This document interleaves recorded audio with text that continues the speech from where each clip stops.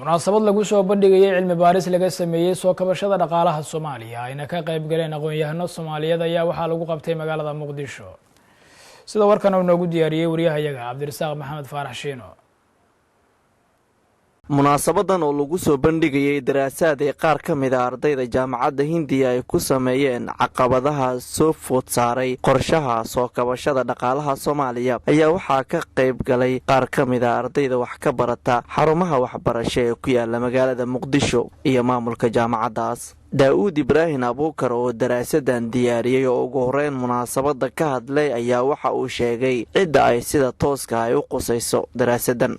cilmi baaristan waxay si gaar ah u qusaysaa dawladda federaalka gaar ahaan wasaaradda maaliyadda, wasaaradda ganacsiga iyo warshadaha, rugta ganacsiga Soomaaliya. cilmi baaristan waxaan u xiiseynayay in aan ogaado sida ay horudhac ugu samayso dhaqaalaha Soomaaliya.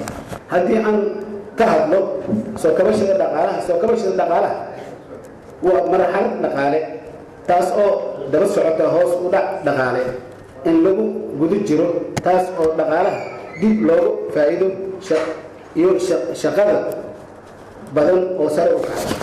gudoomiyaha jaamacadda Hindiya Samawade Maxamed Cali Daahir ayaa isna sheegay in loo baahan yahay ka qayb qaadashada soo kobcinta dhaqaalaha Soomaaliya si caalamka wax loola wadaago. Anaga Soomaali ahaan waxaa noogu badan in aan diyaarino sidii aan dib u soo kabsho dhaqaalaheena ku noqon lahaa. wax soo kabayna ganacsado ma ahayn.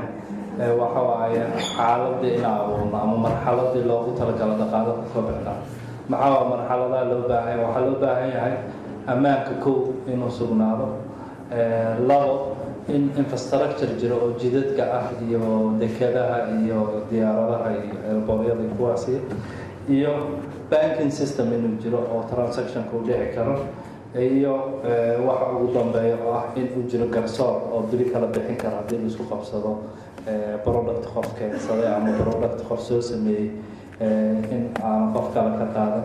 waxyaabahaas hadday noo suurtagalaan oo suuragal ah waa fududaanaysaa in aan dhaqaalaheena dib u soo kabanno. waxyaabaha ugu waaweyn oo soo kabi karana waa warshadaha, beeraha, kalluumaysiga, laakiin afartan shay oo diyaar noo ahayn suuragal ma noqonaysa in uu dhaqaalaheena soo kabto. Cabdirasaaq Maxamed Faarax, SNTV, Muqdisho.